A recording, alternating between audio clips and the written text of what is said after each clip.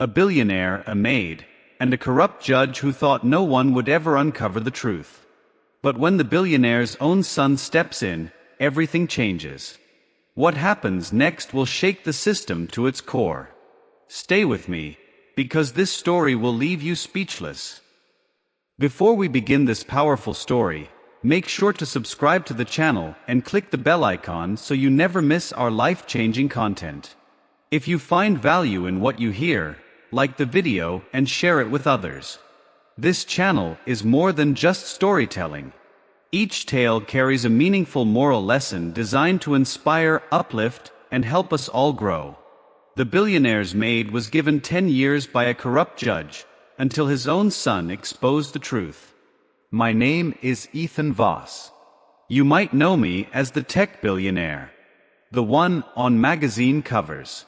The one who rings the stock market bell. But what you do not know is that I was once just a boy in a broken home, eating cold beans from a rusty can, while my mother wept quietly in the corner, afraid to cry out loud because pain had become routine.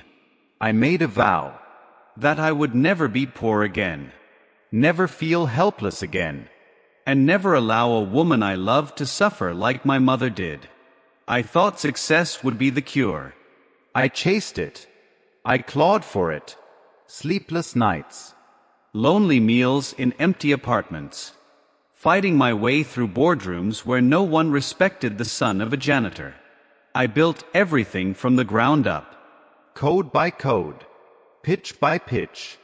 Until one day, I won. Or so I thought.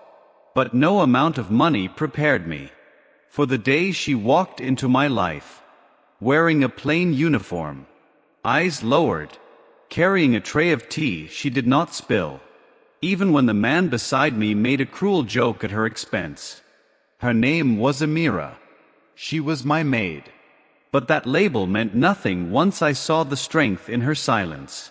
She moved like someone used to being invisible. Yet I could not stop seeing her. One night, I found her crying in the kitchen. She was trying to hide it. I asked her what was wrong. She just whispered, "They took my daughter." Said I stole. I never did. The next day, I asked around. She had been accused of theft by a politician's wife. A necklace that never existed. A trial that lasted less than an hour. A sentence, 10 years. My own lawyers warned me. Stay away. She is already convicted. But something inside me broke. The same way it broke when I watched my mother walk into a shelter. The same way it broke when I saw how cold the world was to women without power. I hired the best attorneys. They laughed at me. They said the judge was untouchable. That he played golf with senators. That Amira's fate was sealed. But I had power now. And I had my son, Caleb. Young, idealistic. Top of his law school class. Caleb read the case file. Page by page. Word by word. Then he looked at me and said, "Dad, this entire trial was a setup. The judge falsified testimony. There is no evidence. Nothing holds." I watched his hands tremble. He knew what it meant to go against a corrupt judge. But Caleb did not flinch. He said, "If we do not stand up for her, who will?" The moment he said that, I knew. The legacy I wanted was not wealth. It was integrity. It was justice. It was raising a son better than myself. We filed a motion. We pushed the case into the light. Media caught wind. Activists rallied. Truth began to rise like dawn after a storm. But with every step forward, new threats arrived. My company's stock plummeted. Anonymous messages warned me to back down. My board demanded silence. I had a choice. Save my empire, or save one innocent woman who once cried quietly in my kitchen. And then, Amira wrote me a letter from her prison cell. It was short. Just one line. Even if I die in here, thank you for seeing me. I stared at that letter for hours. Because in all my years, no billion-dollar deal ever moved me the way those words did. And then, something happened. That night, I sat alone in my study. The city lights blinked like distant stars through the glass walls. But I felt no comfort. Only rage. Only guilt. Only purpose. I read her letter again. Even if I die in here, thank you for seeing me. I had never seen anyone the way I saw her. Not just as a woman. Not just as a maid. But as someone real. Someone brave. Someone broken but still standing. The next morning, I walked into the courthouse myself. Not as a billionaire. Not as a businessman. But as a man who owed a debt to the truth. Cameras flashed. Reporters shouted my name. I ignored them all. Inside the courtroom, the air was thick. The same judge sat there, stone-faced. I could see the smirk tug at the corner of his mouth. As if he believed this was just another headline that would fade. But then Caleb stood. With trembling hands and fire in his voice. He laid out everything. The missing transcripts. The witness that never existed. The phone records showing secret meetings between the judge and the accuser. Gasps filled the room. But the judge, he laughed. Mocked us. Called the evidence manipulated. Dismissed the proceedings. And then, he made a mistake. He looked at me and said, "You rich men think your money makes you right. But I make the rules in here." That was when Caleb pressed play. A hidden recording.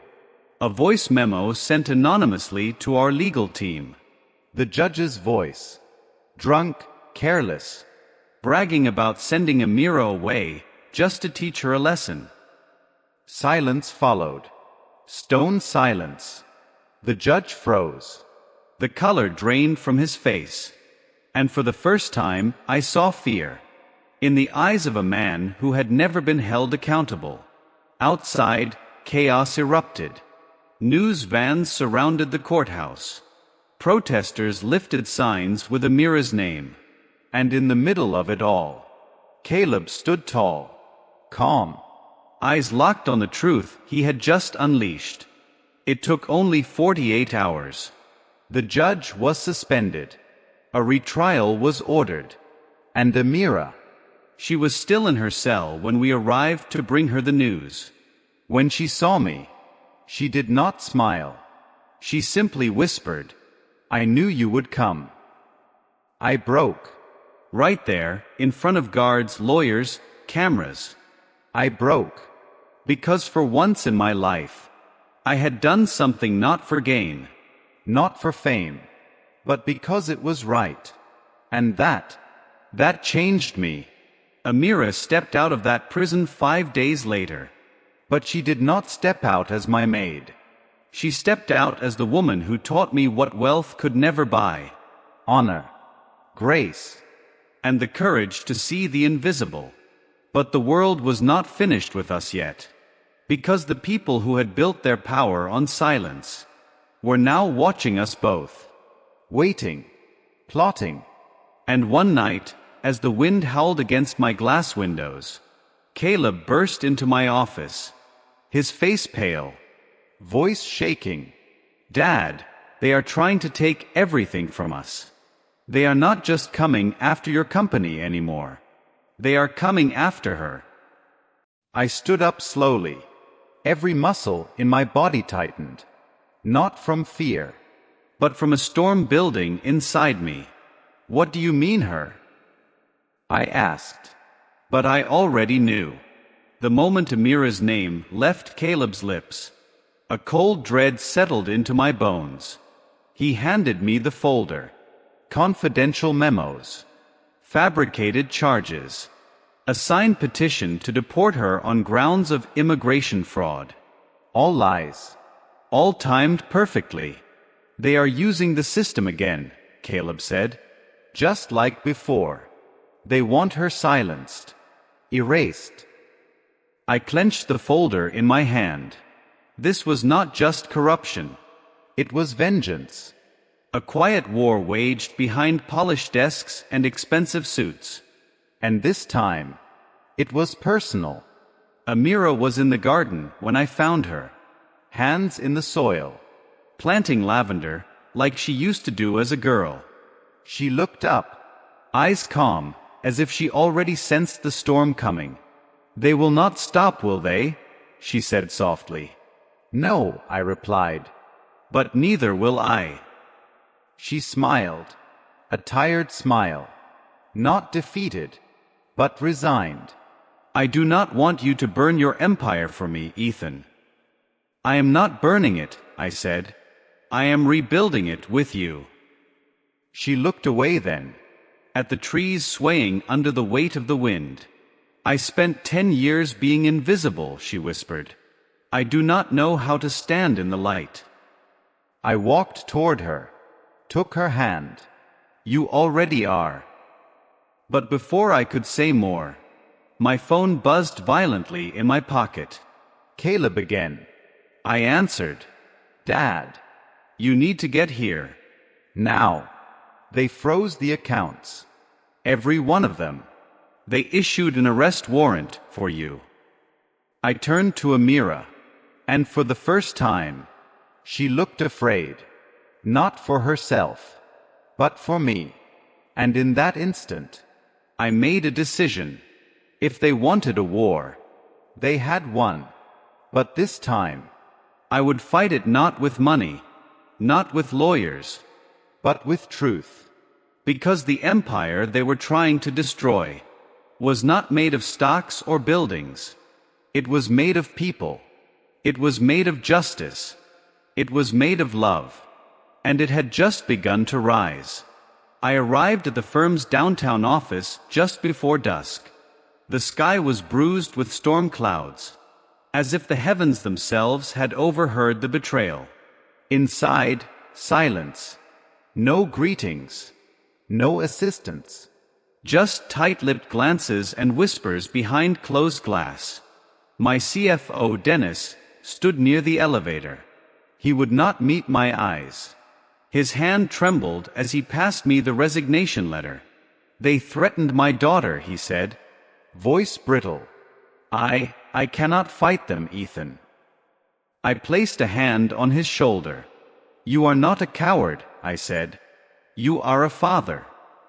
He nodded, eyes glassy, and walked away.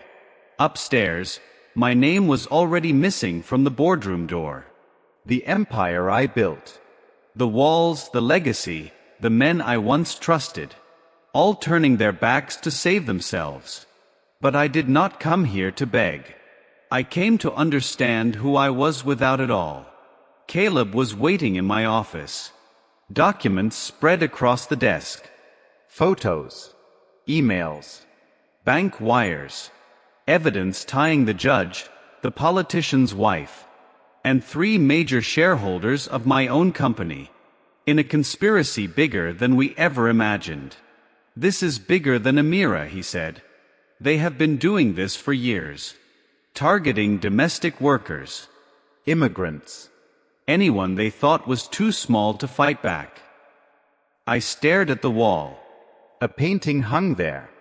A city skyline I once thought symbolized my success.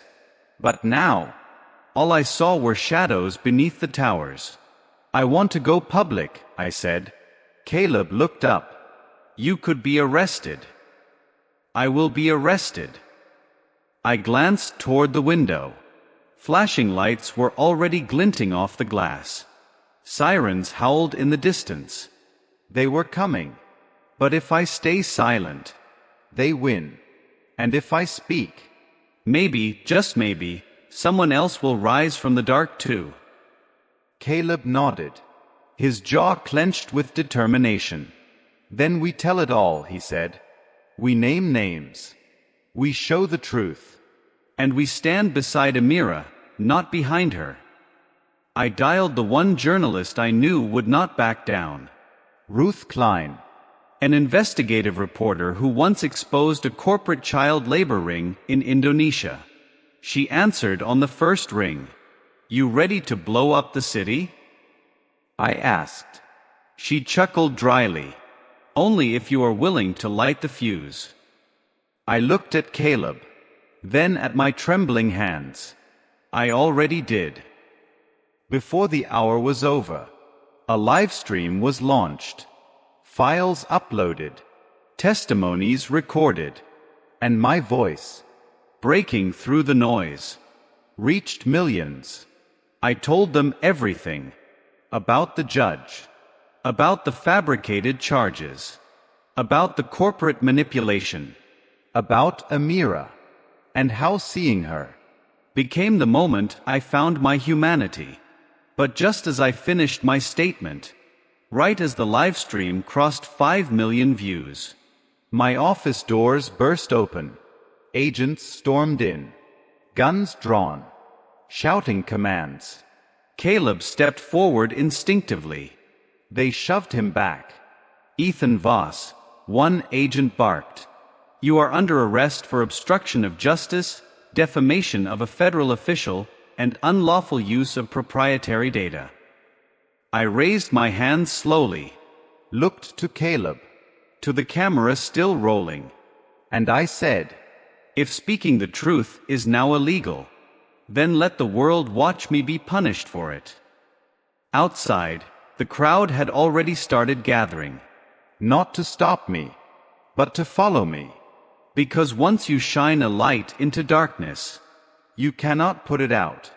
And deep in the heart of that crowd, one woman stood still, her face streaked with tears, her hands pressed to her heart. Amira. She did not say a word. She did not need to, because her presence alone spoke louder than any defense I could offer. And as I was led away in cuffs, a single thought echoed in my chest. They took everything I built. But I finally built something worth losing. They placed me in the back of the black van. No windows. No sound except the hum of the engine, and the pounding of my own heart.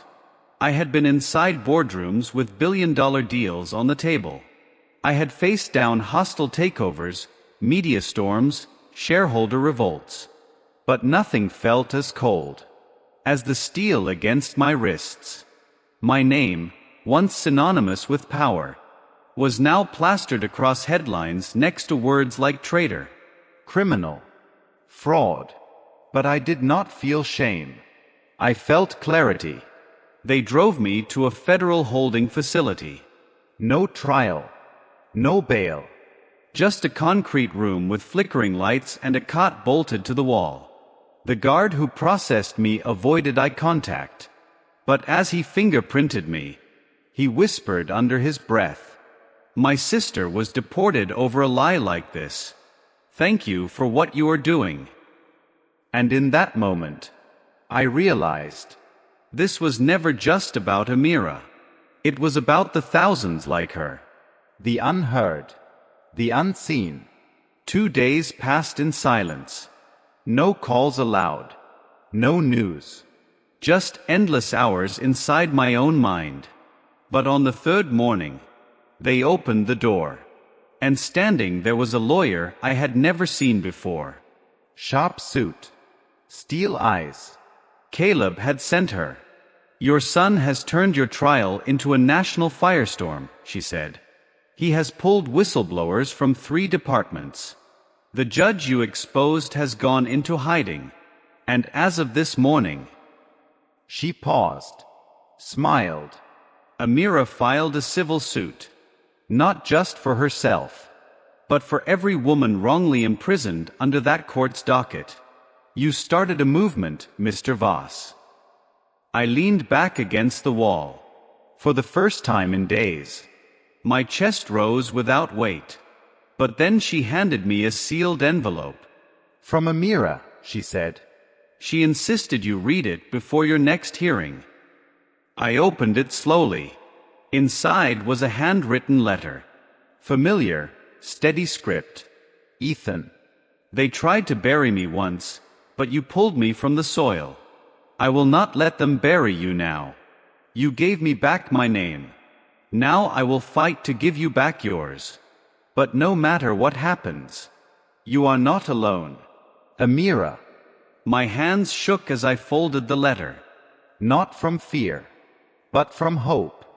Hope that this, all of this, was not the end of my story, but the beginning of ours.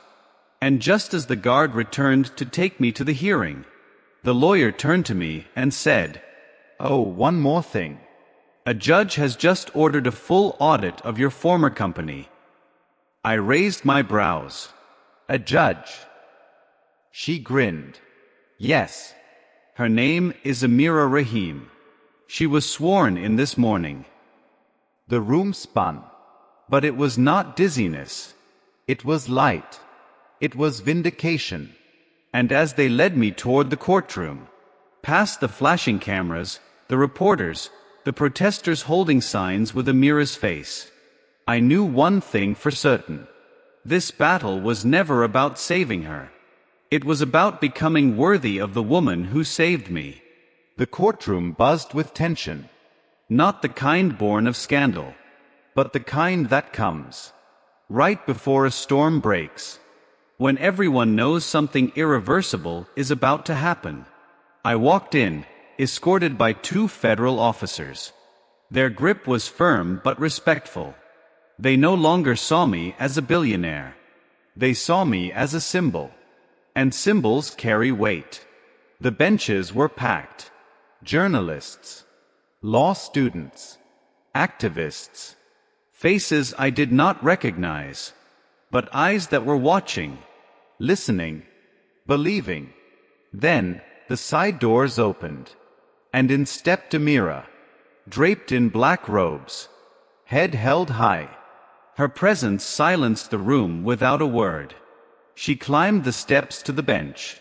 The gavel in her hand trembled just slightly, but when she raised it, the sound it made against the wood echoed like thunder. "All rise," the clerk announced, "for the Honorable Judge Amira Rahim." Every person stood, even those who once ignored her, even those who had once laughed. I stood too, but my knees almost gave out. Not from shame, not from fear, but from awe, because the woman who once served tea was now serving justice. And she was not just fighting for herself.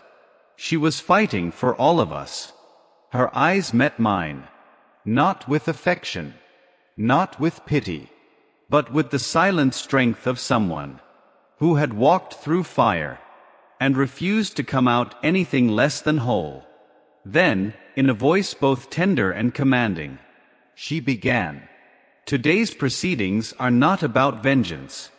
They are about truth. And truth, unlike power, cannot be bought. Every word struck with precision. Every pause carried gravity. She outlined the charges, not just against me, but against the shadow network I had unknowingly empowered. Corrupt officials, silent executives, men who wore expensive suits but carried poison pens. My trial had become the tipping point, a public reckoning. And just when the prosecution stood to speak, the courtroom doors opened again. Caleb rushed in, face flushed, laptop in hand. He whispered urgently to my lawyer, then handed her a flash drive. She rose and addressed the bench. "Your Honor, with the court's permission, we would like to submit new video evidence, recently uncovered by a whistleblower from inside Voss Corporation." Amira gave a quiet nod. The screen came to life. And there, clear as daylight, was the board meeting. 3 executives, 2 lobbyists, 1 judge, plotting my arrest, plotting Amira's exile, laughing, calling it a cleanup job before the midterms. Gasps rippled through the room. I felt my chest tighten, not with fear, but with validation. The truth was no longer hiding. It had been dragged, kicking and screaming, into the light. And just as the video ended, one of the executives stood in the gallery and walked forward. "Your Honor," he said, "I wish to confess under oath." The room exploded. Cameras clicked. People shouted. The judge slammed her gavel. But through it all, she remained unmoved, steady, righteous, resilient. And in that moment, I saw the future. Not as a boardroom or a balance sheet, but as a courtroom where the forgotten were finally remembered. I saw a world where Amira was not the exception, but the beginning. But just as the confession began, a bailiff rushed to Amira's side, whispered something. Her eyes narrowed, her jaw clenched. She looked at me, then back to the courtroom, and said, "We are declaring a recess. There has been an incident at the Federal Archives." An incident? My lawyer's face paled. Caleb stared at the screen. Amira stood up, walked down from the bench, came to me, and spoke softly. "They are trying to erase the files. All of them." She turned to the crowd. "And they are willing to destroy everything, to bury the truth we have just begun to unearth." We raced to the Federal Archive building. The sun was setting behind us, but the darkness we were about to face was man-made. When we arrived, smoke billowed from the east wing. Fire crews held the line. But it was clear. Someone had tried to burn the past to protect their future. Inside, it was chaos. Boxes torn open. Hard drives missing. Records either gone or smoldering. But in the corner of the scorched records room, a small fireproof cabinet had survived. Inside it were backup tapes. Sealed. Stamped. Untouched. They contained everything. The paper trail of payouts. The forged warrants. The sentencing orders signed in exchange for campaign donations. We recovered them. We restored them. And this time, we stored them everywhere. Cloud backups. News networks. Court registries. Even on public record for every citizen to read. The system they tried to burn became the fire that cleansed them instead. Weeks later, I stood in front of the same courthouse. No longer a defendant. No longer disgraced. But no longer interested in reclaiming the empire I had once built. I had found something greater. Redemption. Purpose. Peace. Amira and I opened a foundation dedicated to defending the falsely accused. Especially women like her. Especially the forgotten. And Caleb. He turned down offers from elite law firms to lead our legal arm full-time. He said, "Money is loud, but justice whispers." And I would rather live my life listening to that whisper.